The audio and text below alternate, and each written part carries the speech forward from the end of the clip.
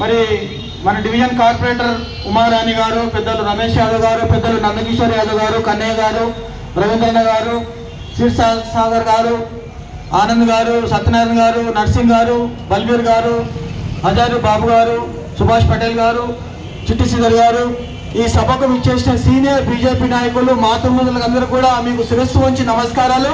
మీకు అందరూ కూడా స్వాగతం, సుస్వాగతం. ఇప్పటికి ఇది మన రెండో సమావేశం అమ్మా. ఇది కార్నర్ మీటింగ్ మనం జరుపుకోవడము. మూడో సమావేశము. మనందరికి ఇప్పటికి అర్థమయ్యే ఉంటుంది, మనం బీజేపీ కార్యకర్తలము నాయకులమే కాకుండా మనం ఎక్కడ వెళ్తే అక్కడ బస్తీ వాసులతోని, కాలనీ వాసులతో ఇట్లా కూర్చొని ఒక చర్చా ప్రోగ్రామ్ ఇది చేసుకుంటున్నాము. దీని ఉద్దేశం ఏంటంటే, మనం ఎలాగో చేస్తూ ఉన్నాము బీజేపీ పార్టీకి.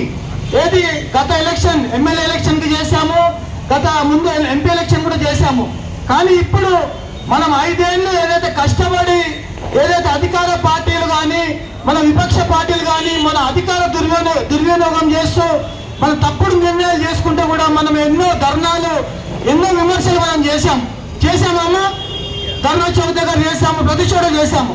కానీ ఇప్పుడు మనం ఎలాగైతే మనం అలర్ట్ గా ఉండి ఎప్పుడు కూడా అమ్మా మనం యుద్ధంలో ఎదుటి వారిని మనం తక్కువ అంచనా వేయద్దు.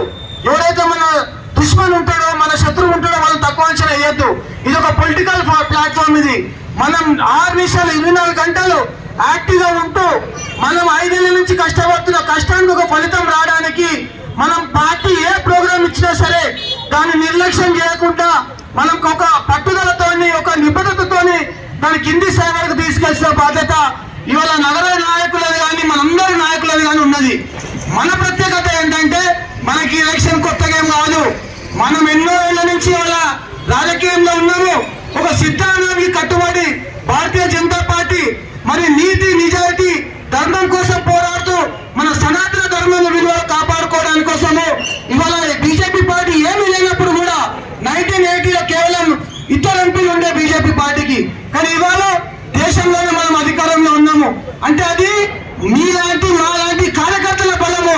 సో ఇవాళ మనం 13వ తారీఖు నాడు మన సిద్ధాంత బలము, మన కార్యకర్తల బలము, మన నాయకుల బలము, మరి ఇవాళ కింది స్థాయిలో కాశీగఢ డివిజన్ ఉదాహరణ చెప్పుకుందాము.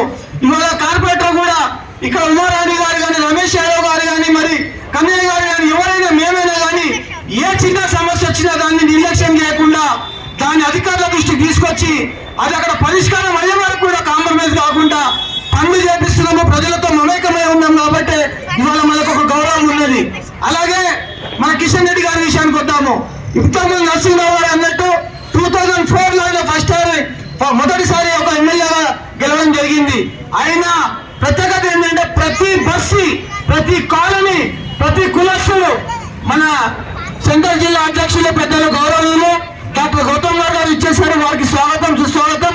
వేదికపైకి రావాల్సిందిగా మనవి చేస్తా ఉన్నాం.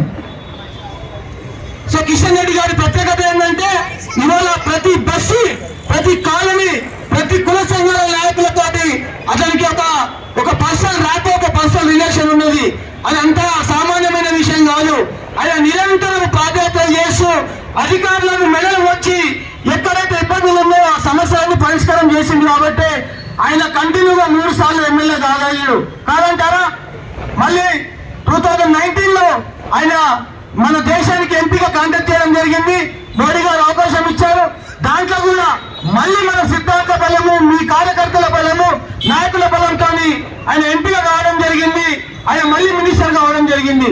సో ఇంతకుముందు మన నాయకులు అన్నట్టు ఈసారి మళ్ళీ రెండోసారి ఆయన ఎంపీ చేసి ఖచ్చితంగా మోడీ గారికి అప్కీ బార్ 400 బార్ బిరేక్ బార్ మోడీ సర్కార్ అనే నినాదాన్ని మనం అందరం కూడా బలపరచాల్సిన అవసరం ఉన్నది. మనం ఈ సమావేశం కానీ వచ్చి పోయినాం అన్నట్టు కాకుండా మనం ఇక్కడి నుంచి తెలుసుకున్న 10 విషయాలు ఇవాళ మనము మన కాలనీలలో, మన చుట్టుపక్కల వాళ్ళందరూ కూడా మనం ఒక సందేశం లాగా వాళ్ళందరికీ చెప్పాలి. అమ్మ, మన దేశాన్ని ఒకసారి మనం 2014 కంటే ముందు, 2014 తర్వాత చూడాలి. 2014 కంటే ముందు అన్ని విభాగాలలో అవినీతియే. నువ్వు ఏ డిపార్ట్మెంట్ తీసుకో అన్ని అవినీతియే. కానీ 2014 తర్వాత యువకులకు, మహిళలకు ఏ రాష్ట్రంలో ఇవాళ బీజేపీ పరిపాలిస్తుందో, ఎన్డీఏ ప్రభుత్వం పరిపాలిస్తుందో ఇవాళ ఎన్నో కొన్ని కోట్ల రూపాయల ప్రాజెక్టులు అక్కడ జరుగుతా ఉన్నాయి.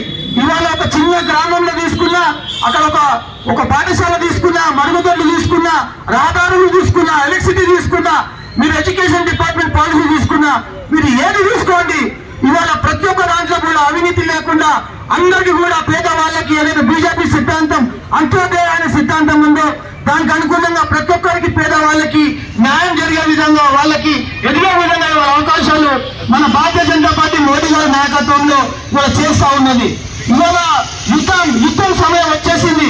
మనమందరం కూడా ఏ విధంగా మోడీ గారు మన భారతదేశం భాగంలో ఇతర మన వేరే దేశాల వాళ్ళు మన భారతదేశంకి రాకుండా కట్టుదిట్టమైన అక్కడ వ్యవస్థలు ఏర్పాటు చేశారో అలాగే ఇవాళ కూడా మనం ఇక్కడ మన డివిజన్ లో, మన బస్తీలో, మన కాలనీలో, మన అసెంబ్లీలో వాడి ఇవాళ ఖచ్చితంగా మనం ఇవాళ మన బలం చూపించాల్సిన అవసరం వచ్చేసింది.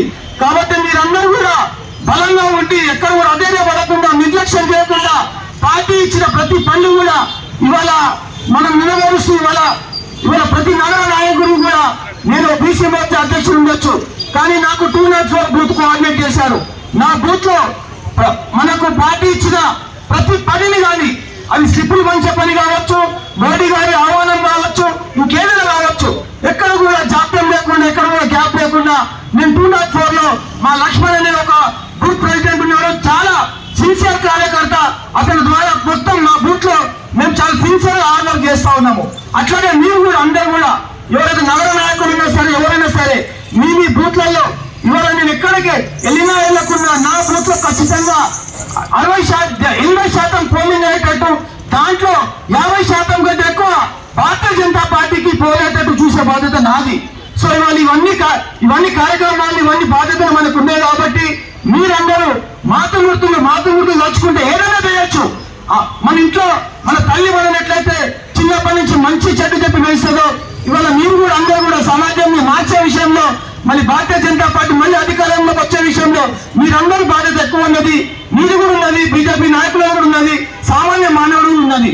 సో ఇవాళ అందరూ కూడా వచ్చే 13 తారీఖు నాడు అందరం కూడా కేవలం మనమే కాకుండా మన ఇంటి చుట్టుకుంటూ ఉన్న వాళ్ళందరినీ కూడా గ్యాదర్ చేసి ఒక 50 మందిని చేయగలుగుతామా, 30 మందిని చేయగలుగుతామా చేసి అందరినీ రిక్వెస్ట్ చేసి ఓటు బూత్ వరకు తీసుకొచ్చి ఖచ్చితంగా బీజేపీకి ఓటేసి మళ్ళీ మనం వేసిన వేలుముర్తిని మనం సోషల్ మీడియాలో పెట్టి నేను గర్వంగా బీజేపీకి ఓటేశాను, మోడీకి మద్దతు ఇస్తున్నానని చెప్పి మళ్ళీ సోషల్ మీడియాలో కూడా మనం పెట్టుకోవాల్సిన అవసరం ఎంతో ఉందని చెప్తా ఉన్నా. మరి ఈ 13వ తారీఖు ఇంకా ఎక్కువ సమయం లేదు. 10వ తారీఖు మోడీ గారు కూడా రాబోతున్నారు. మనకు చాలా కార్యక్రమాలు ఇచ్చారు. దయచేసి ఈ 10 రోజులు అన్ని పనులు పక్కన పెట్టి చాలా నిబద్ధతతోటి, ఒక నిష్ఠతోటి, మనం ఒక కమిట్మెంట్ లాగా ఇవన్నీ కూడా మనం నెరవేర్చి ఖచ్చితంగా మన డివిజన్ లో, మన అంబర్పేట అసెంబ్లీలో మిగతా అసెంబ్లీల కంటే కూడా ఎక్కువ మెజారిటీ వచ్చి కిషన్ రెడ్డి గారిని మళ్ళీ గెలిపించే ప్రయత్నము నేను